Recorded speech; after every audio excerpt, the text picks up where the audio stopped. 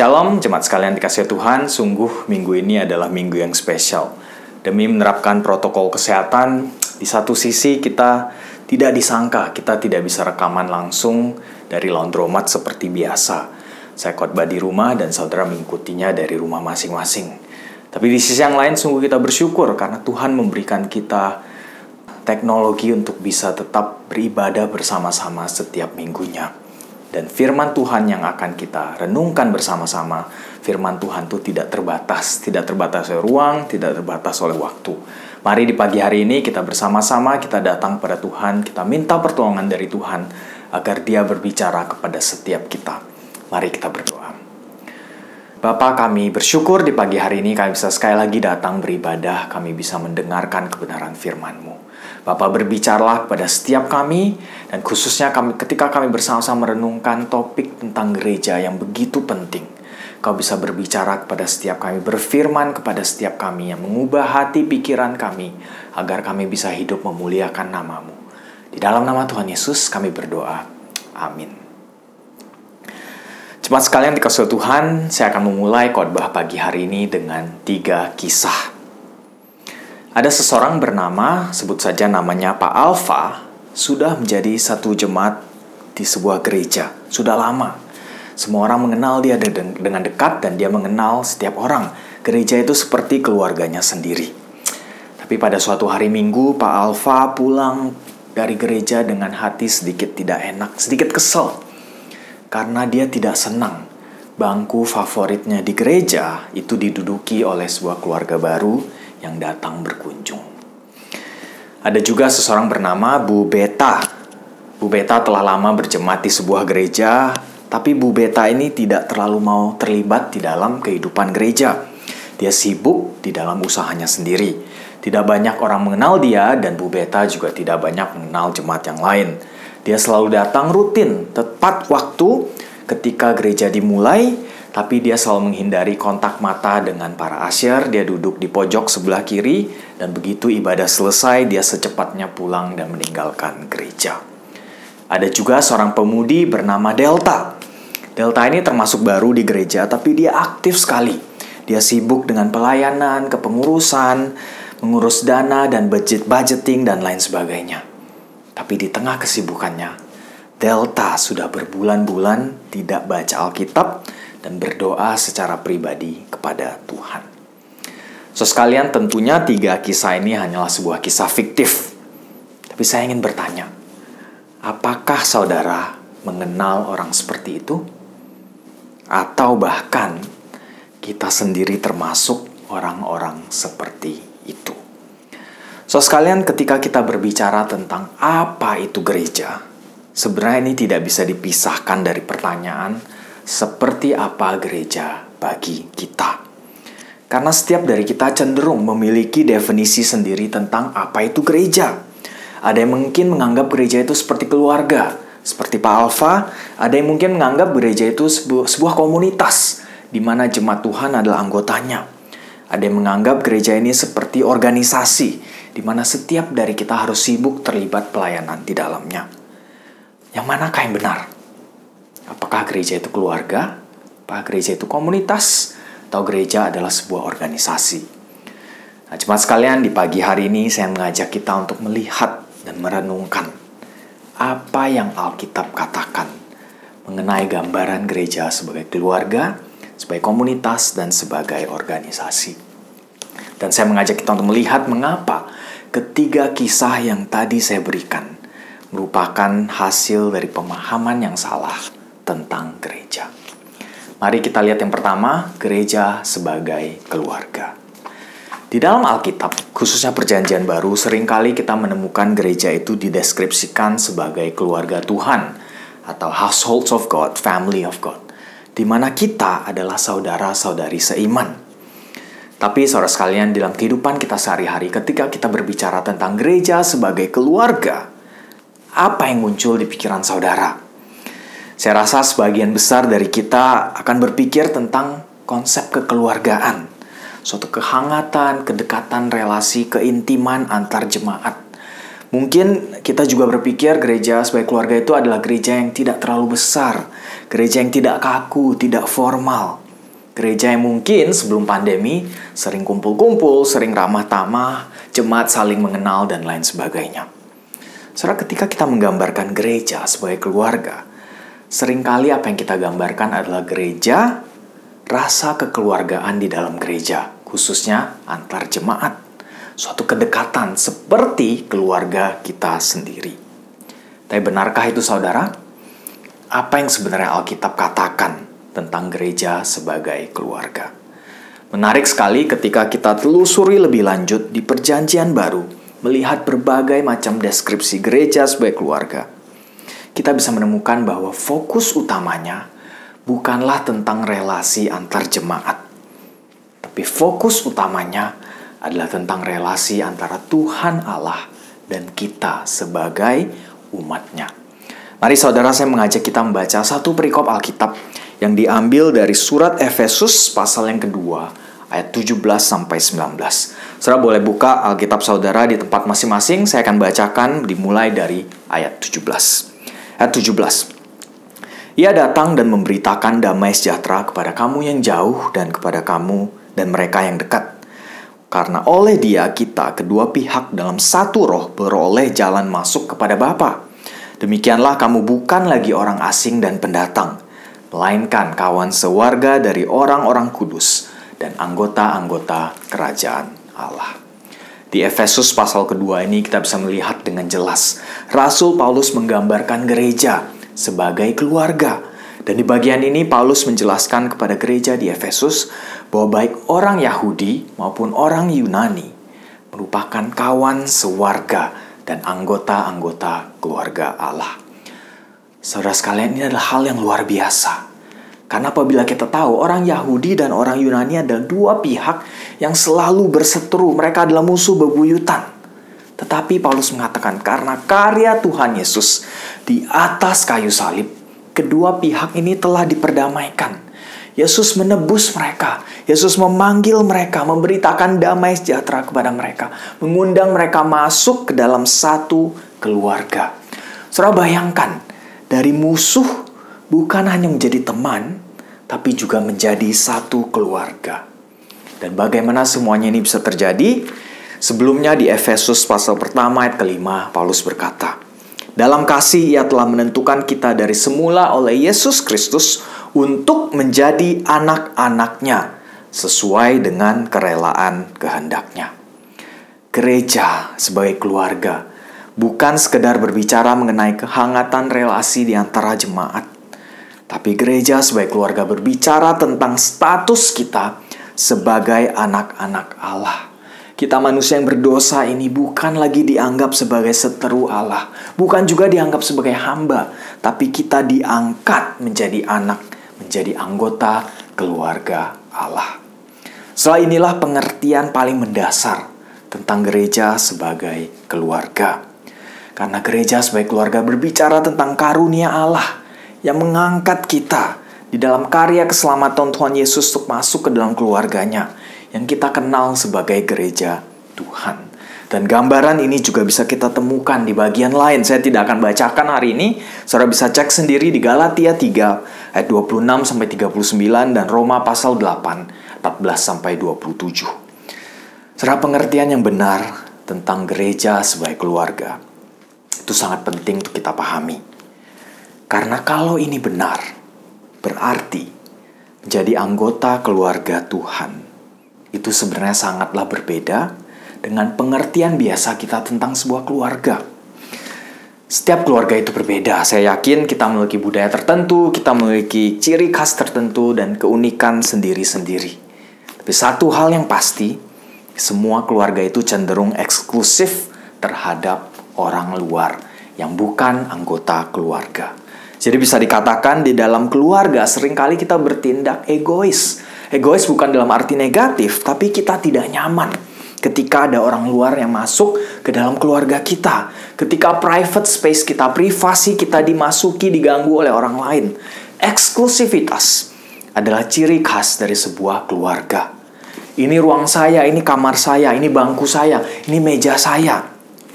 Dan di dalam keluarga, Sering sekali ada senioritas, ada hierarki, ada aturan tersendiri yang kita tetapkan dan lain sebagainya.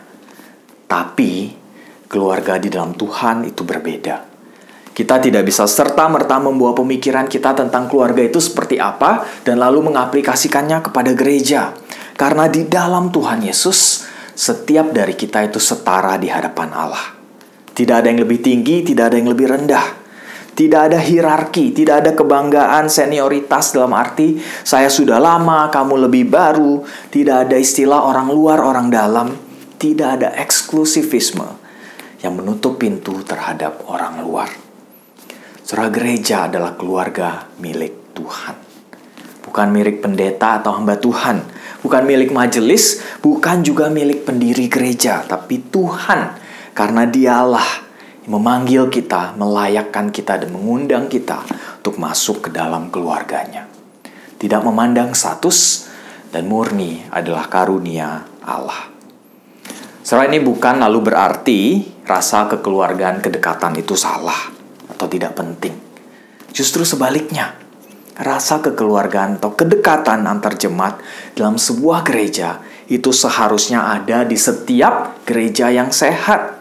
Dan kedekatan ini terbentuk bukan karena eksklusivitas, bukan karena setiap dari kita bisa mendapatkan apa yang kita mau, kenyamanan, dan lain sebagainya. Seperti punya bangku khusus, posisi khusus, atau kehormatan khusus dalam sebuah keluarga. Tapi rasa kekeluargaan itu seharusnya muncul apabila setiap dari kita sadar bahwa saudara-saudari seiman itu kita miliki dan setiap dari kita telah diangkat menjadi anak Allah.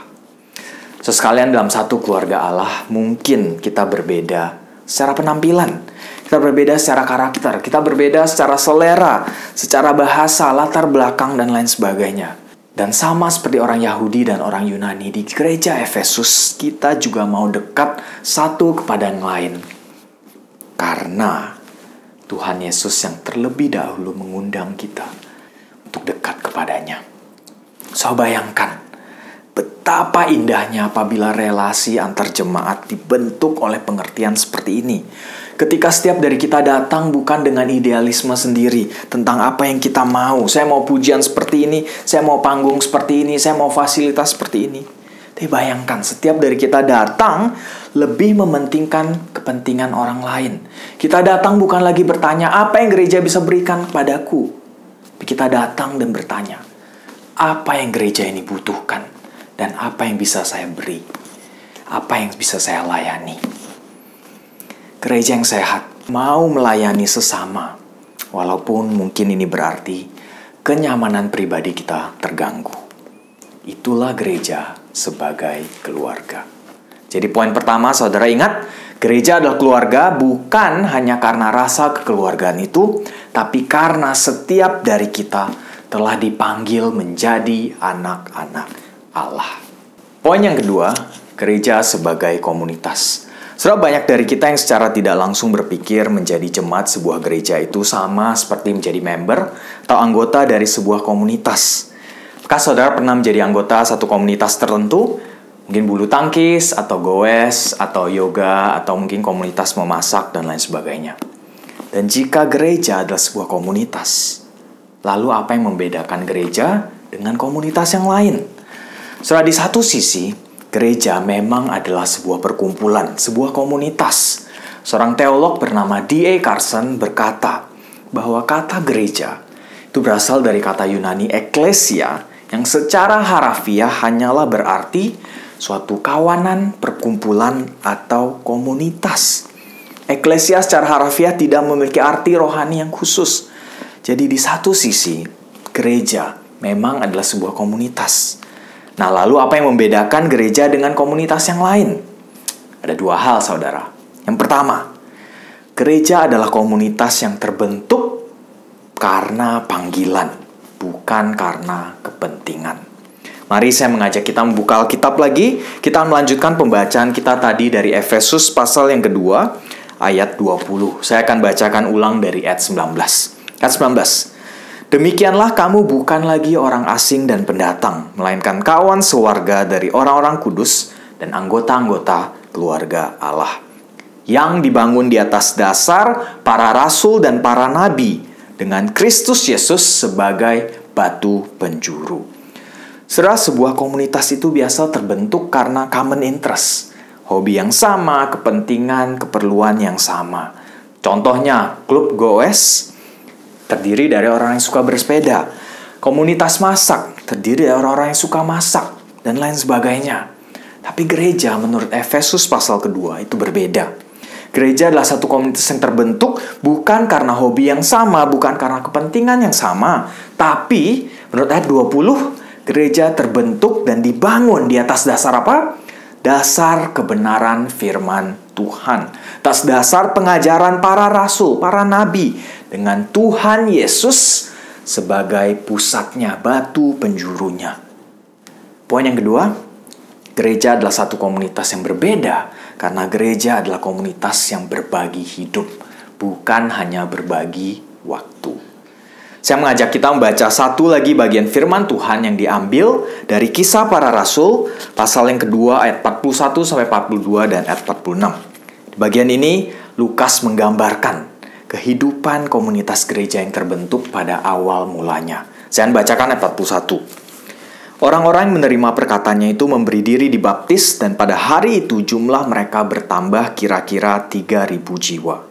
Mereka bertekun dalam pengajaran rasul-rasul dan dalam persekutuan, dan mereka selalu berkumpul untuk memecahkan roti dan berdoa.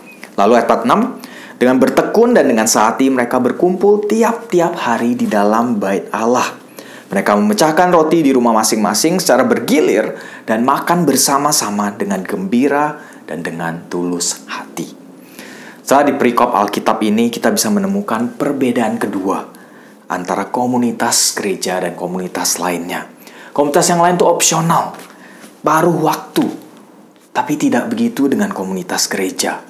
Di perikop yang baru saja kita baca, Lukas menggambarkan bagaimana jemaat mula-mula bertekun untuk bersama-sama membaca firman dan doa.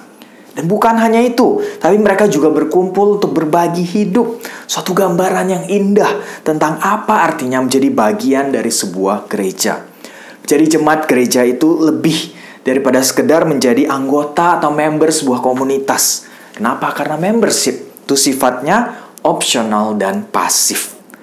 Keanggotaan gereja itu berbeda, tidak pasif, tidak seperti menjadi member Ion atau member Matahari untuk mengejar diskon, tapi keanggotaan gereja itu tidak opsional, tidak boleh iya atau boleh tidak. Jadi anggota gereja itu adalah panggilan bagi setiap orang percaya. Setiap dari kita yang diselamatkan tidak diselamatkan sendiri. Kita dipanggil untuk masuk ke dalam tubuh Kristus dalam satu komunitas gereja lokal, dan kita dipanggil untuk hidup di dalamnya. Oleh karena itu, saudara, carilah gereja yang bukan hanya aktif dan ramai di hari Minggu atau hari-hari tertentu, dan di hari-hari lain tutup seperti restoran. Tapi carilah gereja di mana persekutuan dan komunitasnya lah, jemaatnya yang menjadi denyut nadi jantung kehidupan gerejanya. Suatu gereja di mana jemaatnya mau berbagi hidup secara real dalam keseharian hidup mereka, bertekun dalam firman Tuhan dan di dalam doa, bahkan di tengah pandemi atau kesulitan sekalipun. Apabila saudara orang percaya dan tidak menyukai konsep gereja seperti sebuah komunitas atau persekutuan, saudara mungkin akan kecewa dengan surga. Karena gambaran surga adalah sebuah komunitas, jemaat Tuhan, suatu persekutuan dengan Tuhan Yesus di tengah-tengahnya. Jadi poin yang kedua, gereja adalah satu komunitas yang berbeda dengan komunitas yang lain karena gereja adalah komunitas kehidupan, berdiri dan dibangun di atas kebenaran firman Tuhan dan doa. Poin yang ketiga, gereja sebagai organisasi. So sekalian, apa yang membedakan sebuah organisasi atau perusahaan dengan keluarga atau komunitas? Ini bukan masalah jumlah, besar atau kecil, teratur atau tidak, tapi perbedaan ada di masalah tujuannya, visi dan misinya. Setiap lembaga, organisasi atau perusahaan pasti mempunyai visi dan misi mereka sendiri. Contoh, Google memiliki visi untuk mengatur informasi dunia dan membuatnya dapat diakses dan berguna secara universal. Atau Unilever Indonesia mempunyai misi untuk mendapatkan cinta dan hormat dengan menyentuh kehidupan orang Indonesia setiap hari.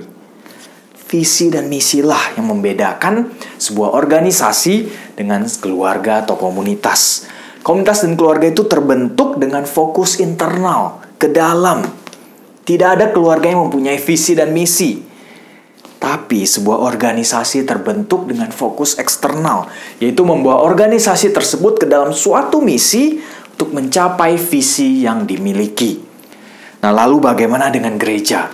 Apakah gereja juga memiliki visi dan misi? Ada, saudara. Visi Allah akan gerejanya. Mari kita buka satu perikop Alkitab lagi. Dari Wahyu, kitab terakhir, pasal yang ke-6, ayat 9-12. Di sini Rasul Paulus diberikan oleh Tuhan sebuah visi, sebuah penglihatan akan seperti apa masa depan gereja Tuhan. Saya bacakan dari ayat ke-9. Kemudian daripada itu aku melihat, sesungguhnya suatu kumpulan besar orang banyak yang tidak dapat terhitung banyaknya. Dari segala bangsa dan suku dan kaum dan bahasa berdiri di hadapan tahta dan di hadapan Anak Domba, memakai jubah putih dan memegang daun-daun palem di tangan mereka. Dan dengan suara nyaring mereka berseru, keselamatan bagi Allah kami yang duduk di atas tahta dan bagi Anak Domba. Dan semua malaikat berdiri mengelilingi tahta dan tua-tua dan keempat makhluk itu. Mereka tersungkur di hadapan tahta itu dan menyembah Allah, sambil berkata, Amin. Puji-pujian dan kemuliaan dan hikmat dan syukur dan hormat dan kekuasaan dan kekuatan bagi Allah kita sampai selama-lamanya. Amin. Saudara, di perikop ini kita melihat satu gambaran yang luar biasa. Gambaran yang wow, agung dan mulia. Gambaran akan gereja surgawi, gereja yang kudus dan am sepanjang abad dan segala tempat. Sebuah visi akan menuju kemana gereja kita dibawa oleh Tuhan. Saudara sekalian, izinkan saya bertanya. Jika ini adalah visi dari gereja Tuhan, apakah gereja kita sedang bermisi menuju ke sana? Apakah Kristus Sang Anak Domba Allah itu ada di pusat penyembahan kita? Apakah komunitas orang percaya yang diselamatkan, yang terdiri dari orang dari segala kaum, segala bahasa, menggambarkan denyut nadi jantung kehidupan gerejamu? Dan jika ini adalah visi dari Allah, lalu apakah misi yang seharusnya gereja miliki? Tidak lain adalah misi yang Tuhan Yesus berikan kepada murid-muridnya di Matius 28 ayat 19-20. Amanat agung dari Yesus. Di akhir pelayanannya di dunia ini, Tuhan Yesus memberikan amanat terakhir kepada murid-muridnya untuk apa? Untuk menjadikan segala bangsa murid Yesus, dengan memberitakan dan mengajarkan kabar baik dari Injil itu sendiri. So sekalian, visi dan misi inilah yang akhirnya membuat sebuah gereja Tuhan itu lebih dari sekedar keluarga, lebih dari sebuah komunitas. Tapi gereja Tuhan diberikan sebuah misi untuk menjalankan amanat agung yang Allah berikan menuju visi besar yang Allah telah sediakan. So sekalian, di pagi hari ini secara singkat kita telah melihat 3 hal. Pertama, gereja adalah keluarga Allah, karena setiap dari kita dipanggil masuk untuk menjadi anak-anaknya.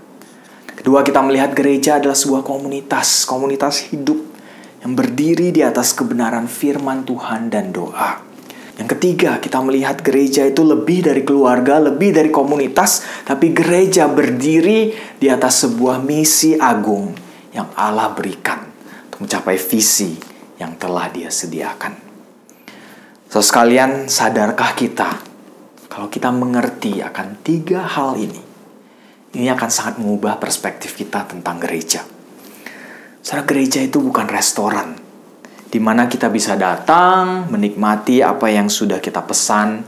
Kalau kurang enak, kita berhak protes atau bahkan memilih tidak mau datang lagi. Gereja juga bukan bioskop 21 di mana saudara datang duduk nyaman menikmati pertunjukan yang telah disediakan. Begitu selesai, kita berdiri dan lalu pulang. Pastor Denes dari gereja The Crossing Singapura pernah memberikan sebuah ilustrasi yang menarik. Beliau berkata, gereja itu lebih seperti sebuah orkestra atau ensemble, di mana setiap dari kita jemaat Tuhan memiliki peran tersendiri di dalamnya, sebesar atau sekecil apapun peran itu.